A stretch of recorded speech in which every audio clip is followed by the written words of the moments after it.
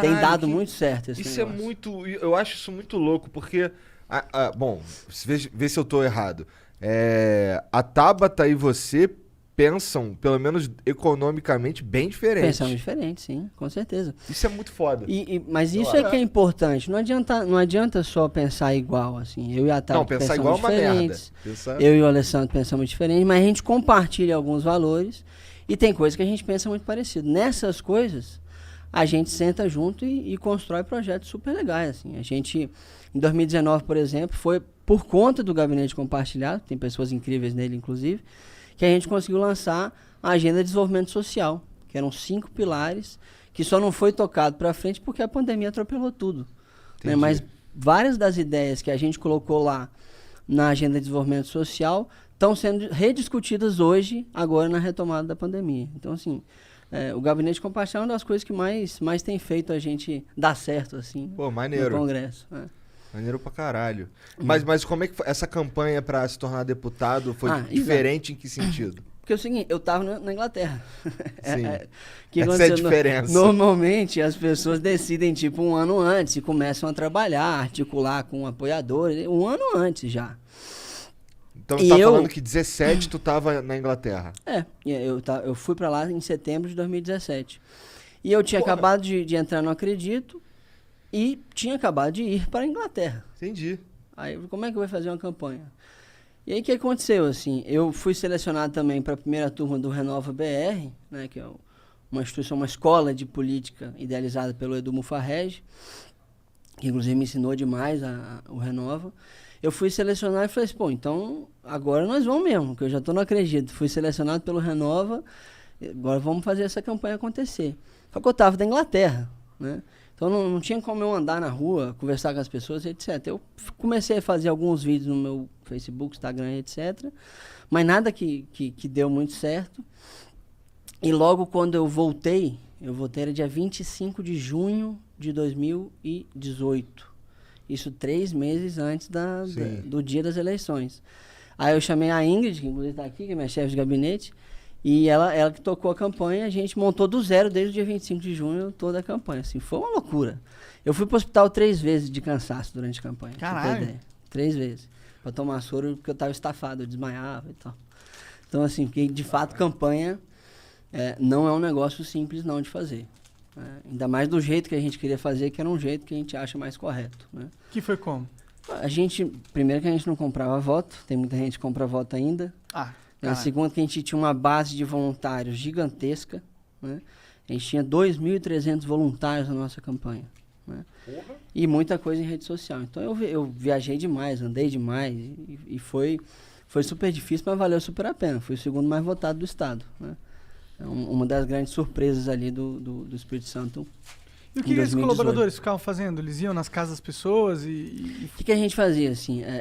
Eu, obviamente, tive uma sessão com eles, né? De eu me explicar quem eu sou, o que eu defendia. A gente separou toda a nossa narrativa, né? E os voluntários, de fato, eles tinham a função de conquistar mais gente. Era uma espécie de vendedores, assim, né? Pode crer. Então, só que tem uma diferença, assim, normalmente, nas campanhas, os políticos, eles pagam um monte de gente para ser panfleteiro, né? E entregar aquele monte de santinho. Primeiro que eu não tinha santinho, eu não gosto de santinho, eu acho que só suja a cidade e não resolve nada para ninguém. A gente tinha uns caderninhos, assim, com todas as propostas, a minha história, etc. E a diferença é que é o seguinte, os panfleteiros, normalmente, eles nem sabem quem que é o cara. Eu conheci todas as pessoas que estavam trabalhando com a gente. E tive um tempo com elas para, né, dedicar, de fato, as pessoas entenderem o que era que elas estavam defendendo e o que era que a gente ia defender uma vez que estava no Congresso, né, que era baseado em eficiência de governo, educação e desenvolvimento econômico. Eram esses os 3 grandes pilares assim, da nossa campanha e são os do nosso mandato.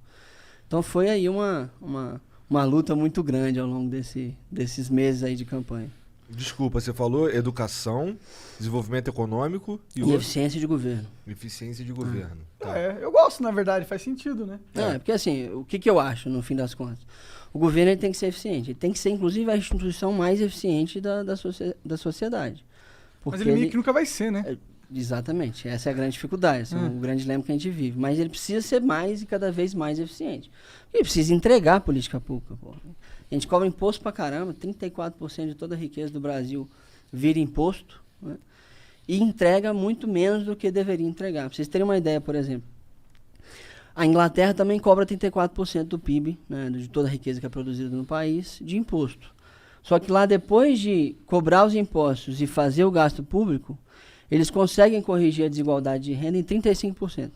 O Brasil consegue corrigir em 15%, com os mesmos 34% cobrados, né?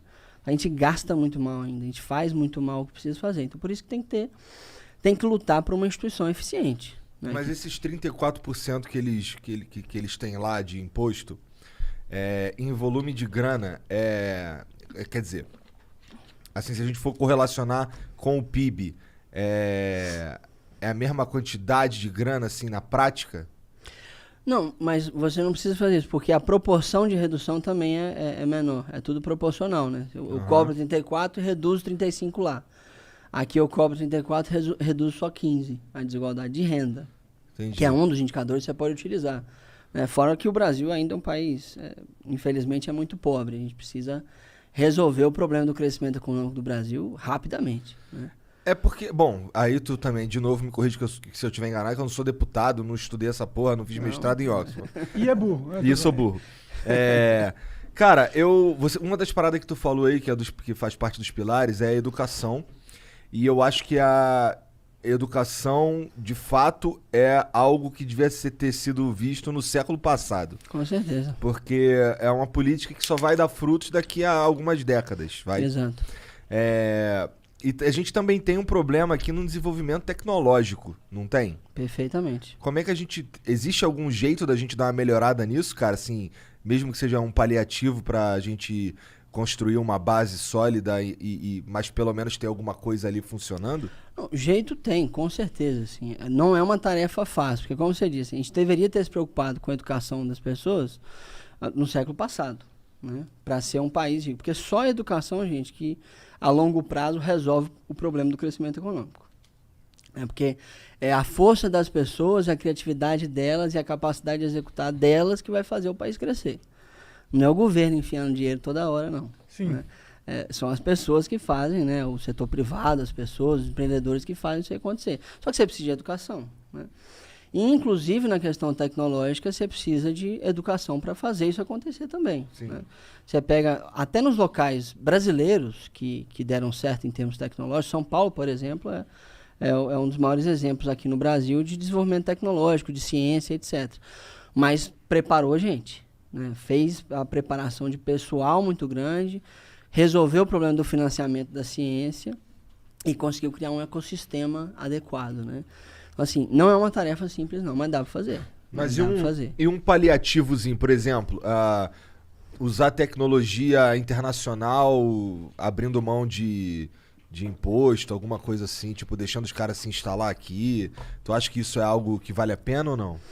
Eu sou um liberalzaço, né? Então eu acho que vale a pena. Que acha eu acho que vale super a pena. Sim. Porque assim, tem coisa que a gente não... Se a gente for querer correr atrás do que os caras já fizeram pra fazer igual... Fudeu. Esquece, meu irmão. Vai demorar o mesmo tempo que eles demoraram. É melhor pegar o que eles já fizeram e ajudar a gente a fazer outras coisas. O Brasil tem potencial pra caramba na ciência. Eu acho que o Brasil, por exemplo, vai ser a maior potência bioindustrial do planeta.